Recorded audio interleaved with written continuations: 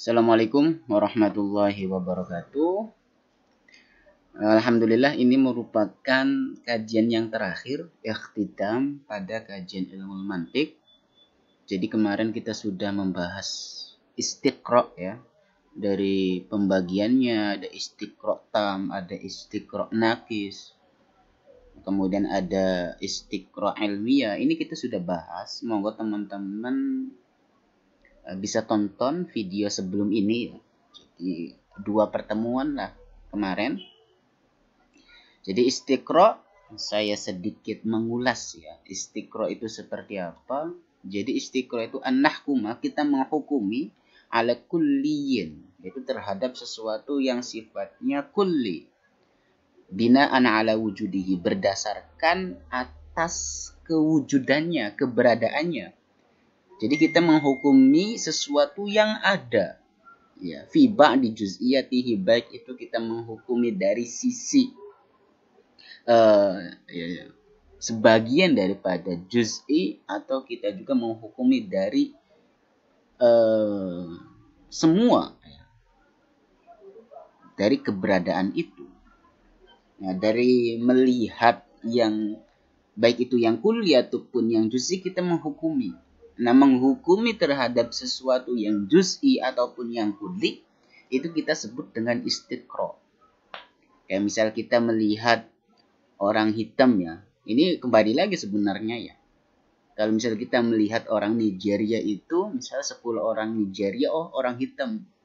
Nah, kemudian kita menghukumi, oh orang Nigeria itu semuanya hitam. Padahal kita baru melihat 10 orang Nigeria itu berkulit hitam. Nah, dengan kita menetapkan, menghukumi kalau orang Nigeria semuanya hitam, nah itu disebut dengan istiqra. Nah, ini kita sudah bahas ya. Di sini kemarin ada istiqra tam, ada istiqra naqis, kemudian lanjut istiqra bainal qat'iyya wa dhanniyya, kita sudah bahas juga pembagian daripada istiqra dan hukum-hukumnya. Nah, kemudian ada kritik yang ditujukan kepada istiqra naqis, kita juga sudah bahas. Kemudian istiqra ilmi kemarin yang baru kita bahas, istiqra ilmi itu ada beberapa tahap. Jadi istiqra ilmi itu ada 3 Ada 3 marohil untuk menetapkan istiqra ilmi. Yang pertama, mungkin simpelnya yaitu al-bahs, adanya penelitian. Nah, jadi al-bahs. Jadi pertama, istiqra ilmi itu adanya penelitian. Ai yattabi'ul bahis. Nah, seorang bahis meneliti kullu ma yata'allaqu bidh-dhahira. Segala sesuatu yang berkaitan dengan sesuatu yang nampak. Mau meneliti semut. Nah, kayak gitu. Kemudian marhalah saniyah wad'ul furud. Kita memberikan asumsi, meletakkan asumsi. Ya, kemudian ketika tadi kita ada peneliti, kemudian kedua menaruh asumsi.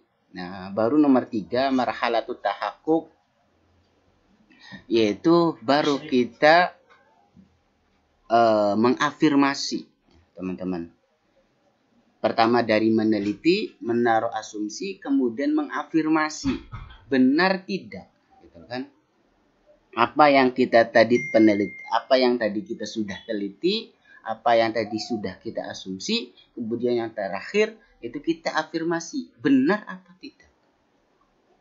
Nah, kemudian metodenya untuk bisa mengeluarkan istiqra, ada metode thariqatul ittifaq sama metode thariqatul ikhtilaf. Kemarin kita sudah bahas yang metode thariqatul ittifaq. Nah, sekarang kita masuk ke thariqatul ikhtilaf. Jadi thariqatul ikhtilaf itu aksu thariqatul ittifaq, kebalikan daripada metode ittifaq ya. Fa idza kunna fi thariqatil ittifaq nanzur ila al-jami'il mustaraq. Ketika kita menggunakan metode ittifaq, kemudian kita melihat dari sisi ke mustarok ya, kesamaannya itu. Nah, berbeda di dalam metode ikhtilaf, kita melihat pada unsur yang berbeda di dalam dua keadaan. Falau iftaradna anna hunaka syakhsain, ketika kita berasumsi terhadap dua orang, satu orang pertama dia memakan apel, jeruk, dan mangga. Orang kedua makan apel dan jeruk saja. Nah, kemudian orang pertama dia sakit dan orang yang kedua tidak sakit. Nah, di sini kita mendapati sebab yang dimenangkan. Kenapa dia sakit? Karena dia memakan mangga. Kenapa? Gitu loh. Karena yang menjadi pembeda di antara dua orang tadi, karena orang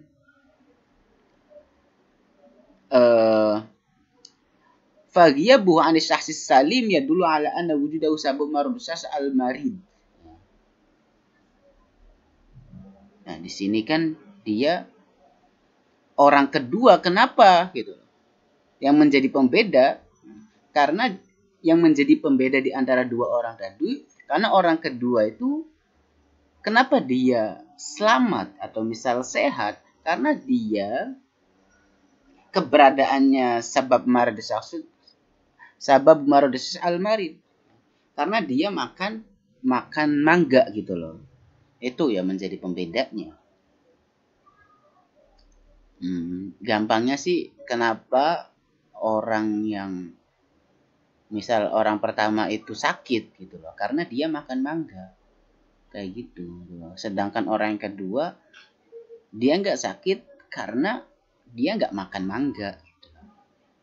Tariqatu taghayyur an-nasbi ta'niha di tariqah annahu idza hasala taghyirun. Metode ini artinya metode ini ketika terjadi perubahan. Metode ini ketika terjadi perubahan fi dhahirin ma dalam sesuatu yang nampak dan perubahan ini berkaitan dengan perubahan yang nampak lainnya, maka perubahan yang pertama itu merupakan sebab untuk dhahirus saniyah, nampak yang kedua. Ini contohnya ya. Ananis bata jara'i misariqah qalas fil Brazil. Jadi tindak kriminal pencurian di Brazil itu qalat sedikit. Wahad dan naqas. Kenapa sedikit gitu loh? Itu terjadi ba'da tahassunil wad'i al-ma'is. Karena masyarakatnya itu ba'da tahassunil wad'i, setelah kondisi yang baik gitu loh di perkampungan Brazil. Nah, huna naqul innal wad'al ma'isi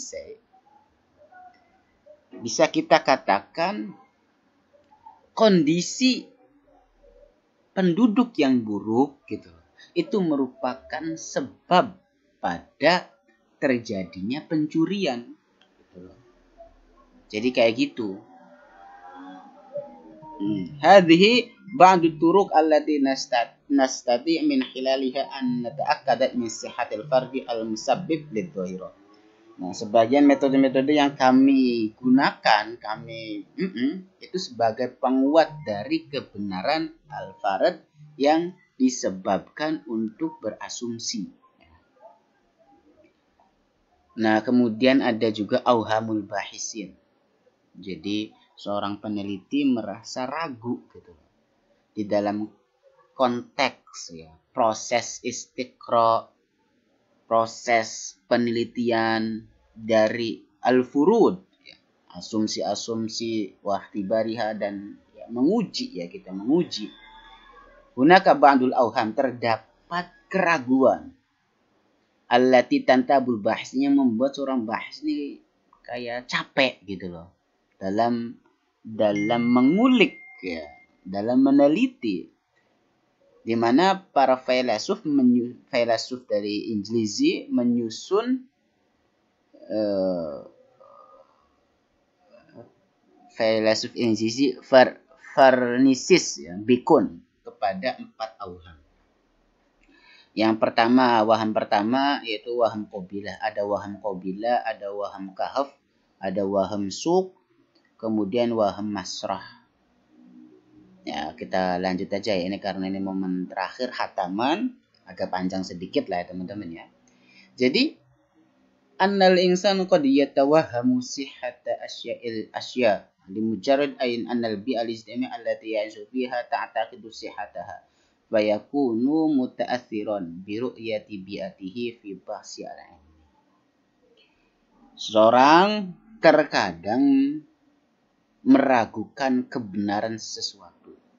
Jadi seseorang terkadang meragukan kebenaran sesuatu.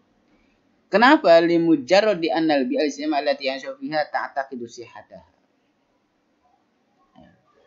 Karena bi'ah sosial yang mereka tinggal di situ, dia meyakini kebenarannya.